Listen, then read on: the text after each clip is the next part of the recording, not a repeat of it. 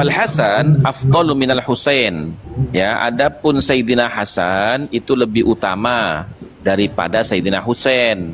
Kenapa? Lisabaqahu fil Islam, karena beliau lebih dulu masuk Islam. Karena apa? Karena Sayyidina Hasan lebih tua daripada Sayyidina Husain, gitu loh. Wali annahu, dan alasan keduanya wali annahu, dan karena sesungguhnya Sayyidina Hasan itu imamul muslimin ba'da Ali radhiyallahu anhum ajma'in, adalah menjadi pemimpin orang-orang muslim, artinya jadi khalifah setelah masa kepemimpinan Sayyidina Ali radhiyallahu anhum ajma'in. Wali qaulihi sallallahu alaihi wasallam, dan juga berdasarkan sabdanya Kanjeng Nabi Muhammad sallallahu alaihi wasallam, li Sayyidina Hasan, khusus untuk Sayyidina Hasan radhiyallahu anhu, inna ibni hadza, sesungguhnya anakku ini, ya maksudnya Sayyidina Hasan, sayyidun, adalah seorang sayyid, seorang panutan, gitu loh. Wala'allallahu ayyasluha bihi baina fi'ataini 'azimataini minal muslimin. Mudah-mudahan ya Allah akan menjadikan Sayyidina Hasan ini membawa kemaslahatan di antara dua kelompok besar dari kalangan umat Islam, gitu loh. Rawahul Bukhari, hadis ini diriwayatkan oleh Imam Bukhari.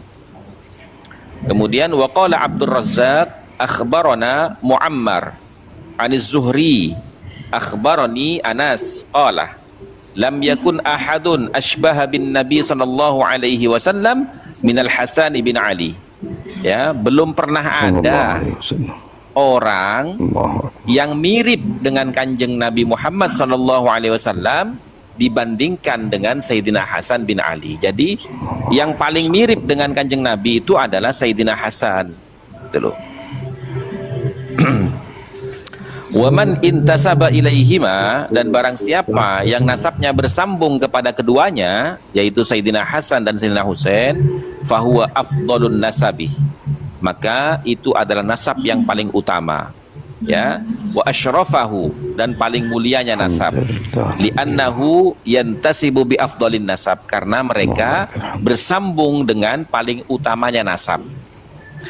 Qala sallallahu alaihi wasallam, Rasulullah bersabda, innallaha astafa Kinanata min waladi Ismail, sesungguhnya Allah telah memilih Kinanah dari keturunan Nabi Ismail, wastafa Quraisyan min Kinanah, dan memilih Quraisy dari keturunan Kinanah, wastafa min Quraisyin Bani Hashim, dan Allah telah memilih dari kabilah Quraisy Bani Hashim, wastafani min Bani Hashim, dan Allah telah memilih aku dari sekian banyak keturunan Bani Hashim. Rawahu Muslim, hadis ini diriwayatkan oleh Imam Muslim. Wa hadzan nasabu, dan adapun nasab ini la yanqati'u, tidak akan terputus, bi khilafi ghairihi, berbeda dengan nasab-nasab yang lain. Qala sallallahu alaihi wasallam, sebab Nabi bersabda, kullu nasabin, kullu sababin wa nasabin yang qati'u yaumal qiyamati illa sababi wa nasabi. Semua sebab dan nasab itu akan terputus semuanya di hari kiamat, kecuali sebab aku dan nasabku. Gitu loh. Rawahu Ahmad bisanadin hasan. Ini Imam Ahmad yang meriwayatkan dengan sanad yang hasan. Fayajibu alaina mahabbatan Nabi SAW wa alihi wa dhurriyatihi minal ladzina yantasibuna ilaihi wa ikramuhum salawatullahi alaihim ajma'in. Maka wajib alaina, atas kita, apa yang wajib? Ya, mahabbatun Nabi SAW, mencintai Nabi Muhammad SAW, wa alihi, dan keluarganya, wa dzurriyyatihi, dan keturunannya, minal ladzina, dari kalangan mereka-mereka, yantasibuna ilaihi, yang nasabnya bersambung kepada baginda Nabi, keluarganya dan keturunannya, wa ikramuhum, dan memuliakan mereka, salawatullah alaihim ajma'in. Mudah-mudahan Allah mencurah limpahkan berkah dan rahmatnya atas mereka semua.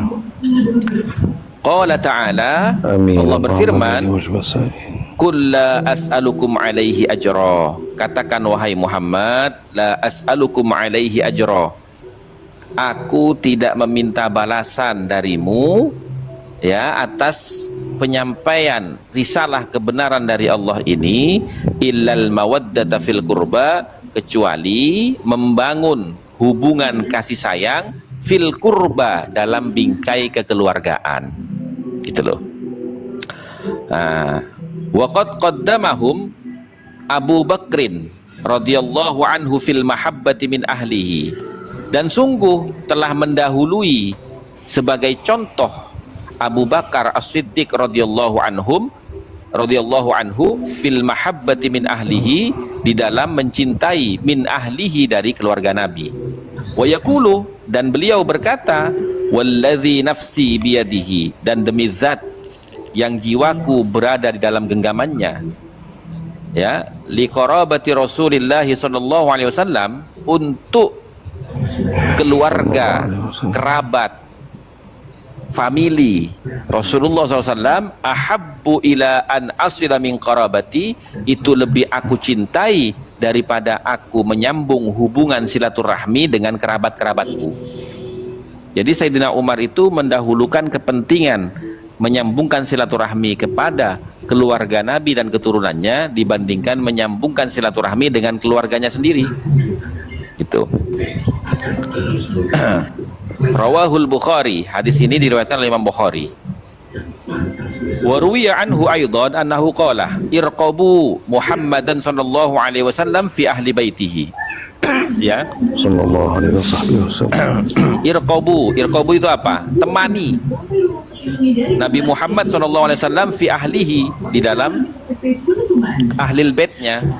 So, artinya kita harus selalu ada di barisan ahlul baitnya Nabi. Ai ihfazuhu, maksudnya adalah untuk menjaga mereka, mengawal mereka. Fala tu'dhuhum, dan jangan menyakiti mereka. Wala tasi'u ilaihim, dan jangan berbuat keburukan kepada mereka.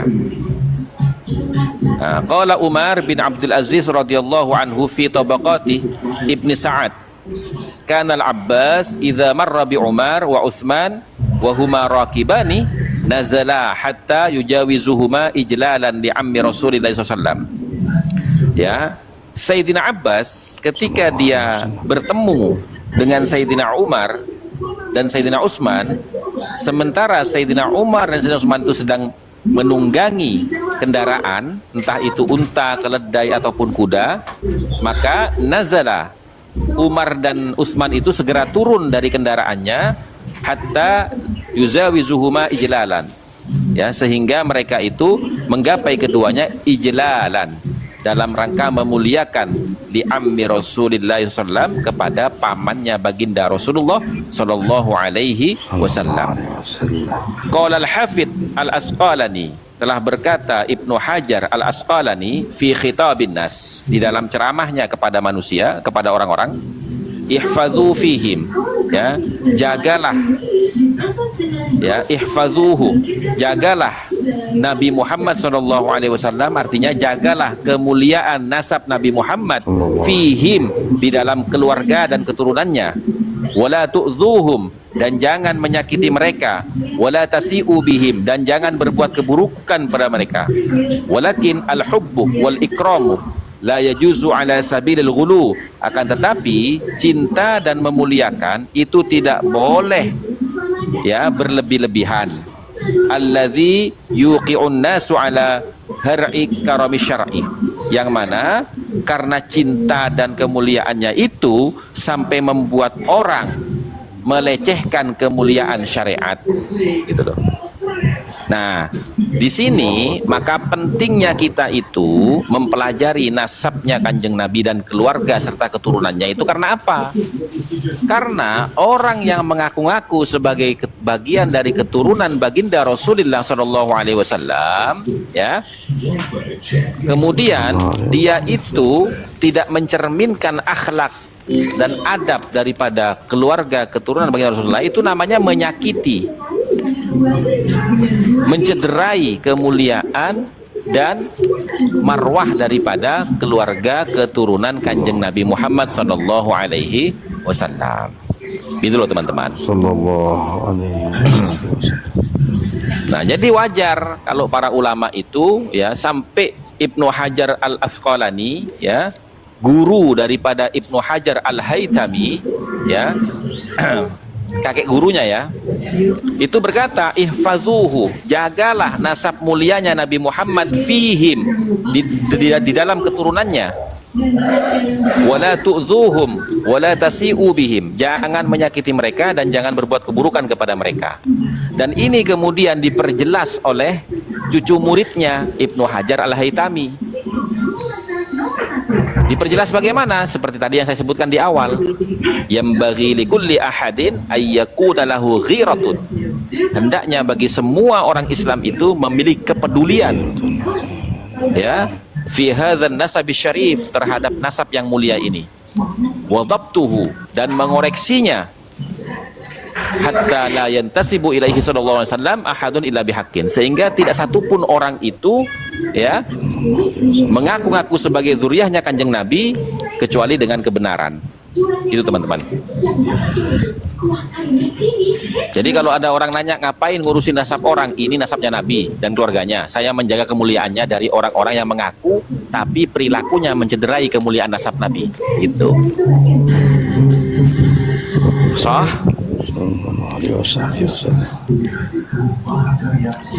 Betul? Tapi jangan apa terlalu, ya kan? Cinta dan memuliakan keluarga Nabi itu tidak boleh berlebih-lebihan. Maksudnya berlebih-lebihan itu sekiranya sampai mencederai kemuliaan syariat. Itu loh. Itu. Ini bahasanya ila sabilil ghulu tadi dia. Iya, betul, betul. Itu. Monggo yang nonton TV di mute dulu. Siapa yang nonton TV itu? Ijma' ulama ahli sunnah. Ini Panglima, jelas Panglima ini. Ya, Panglima itu. Makanya dari kemarin jika kami bilang ijma' ulama ahli sunnati wal jamaah mencintai kepada keluarga Rasulullah sallallahu alaihi wasallam dan dzurriyyahnya, termasuk dalam akidah, tapi jangan berlebih-lebihan. Ada yang namanya dipanggil saya Wahabi, ada yang panggil saya dukung. Nah, itu bukan kata-kata saya.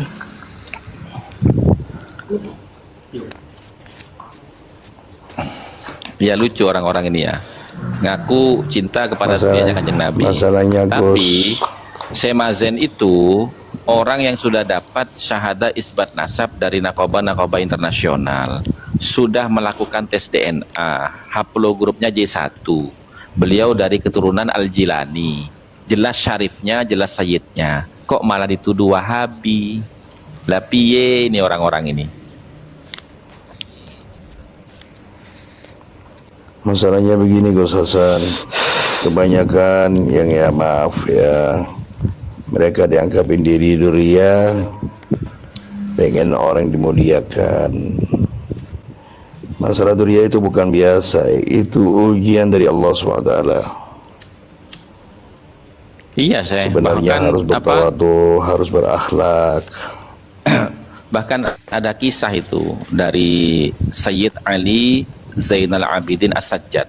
Beliau adalah salah satu keturunan Sayyidina Husain yang selamat dari pembantaian di Padang Karbala. Beliau itu pernah ditemui oleh seorang itu sedang menangis di depan pintu Ka'bah.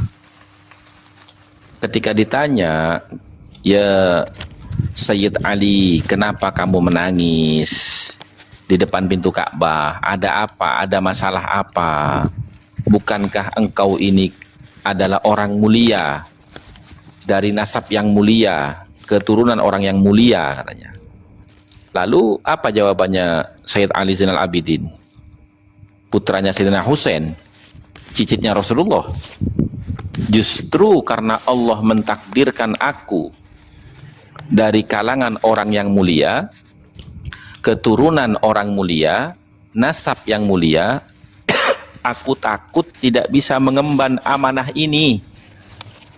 Aku takut perbuatanku mencederai kemuliaan baginda Rasulullah. Itu Sayyidina Ali, Sallallahu Zainal Abidin As-Sajjad, Allahu Akbar. Sayyidina Husain. Ini sebenarnya kepikiran seharusnya Duriyah kayak gitu kepikirannya, bukan mencari dimuliakan, bukan mencari apa-apa. Ini seharusnya kayak gitu karena itu ujian berat. Iya, karena apa?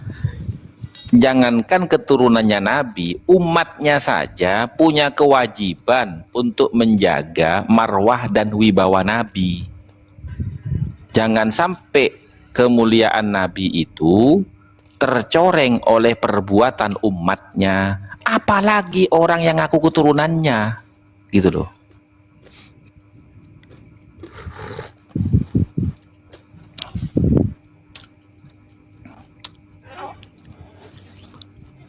Kalau benar orang itu memang betul-betul mencintai Nabi, dia tidak akan berani berbuat kemaksiatan secara terang-terangan, nggak akan berani dia. Dan dia tidak akan berani berperilaku arogan secara terang-terangan. Karena apa? Karena itu mencederai kemuliaan Nabi, di mana Nabi itu terkenal pribadi yang lemah lembut.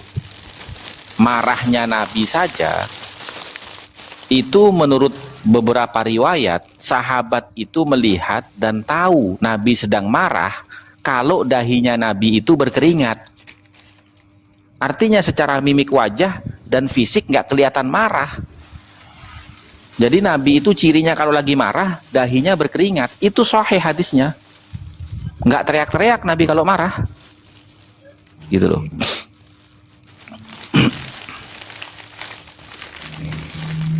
Gus Hasan, ini yang menarik Gus, yang alaihim ala sabil yang terlalu berlebih-lebih itu dalam konteks dalam konteks kita memuliakan seperti apa Gus, dalam misalnya dengan daya Jawa gitu Gus. Jadi kan tadi kan gini, itu kan berangkat dari firman Allah Subhanahu wa taala kepada Nabi Muhammad untuk disampaikan kepada umatnya, qul la as'alukum alaihi ajra. Katakan Muhammad kepada mereka bahwasanya la as'alukum,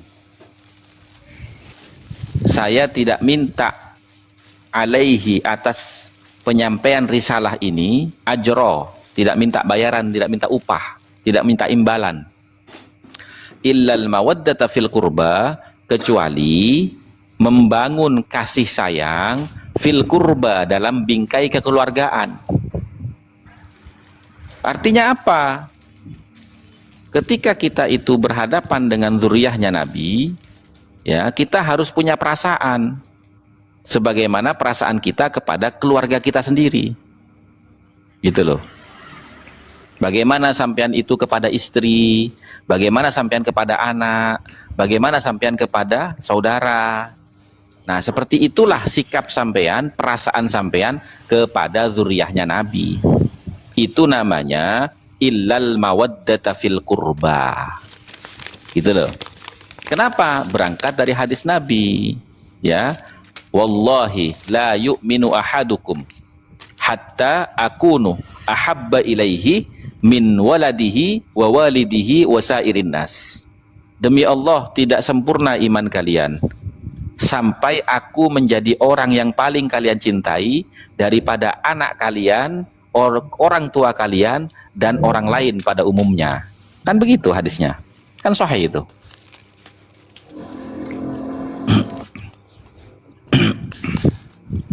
Nah, tapi menurut Ibnu Hajar al-Asqalani, walakin al-hubbu wal ikramu la yajuzu ala sabilil ghulu alladzi yuqi'un nasu ala har'i karami syar'i. Ya, jangan sampai berlebih-lebihan yang bisa menjatuhkan orang itu kepada mencederai kemuliaan syariat, gitu loh. Bagaimana mencederai kemuliaan syariat? Ya contoh yang paling mendasar dan bisa dilihat, ya toh, ngajak orang demo kumpul di Monas mencaci maki pemerintah.